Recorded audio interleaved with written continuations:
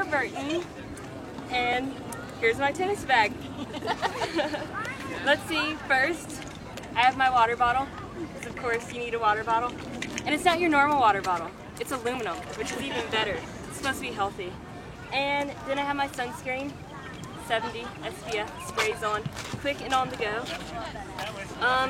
Gatorade, another extra water bottle, and a towel, because you need your towel, because you don't want to get sweaty. I have my visor, that comes in a lot of handy. It's really sunny out here. My extra team shirt, so you always need a backup in case you get sweaty.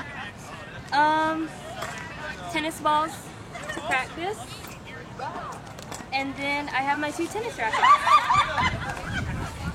And in the front of my bag, I have my cell phone, because you need your cell phone. But pretty much, that's my bag.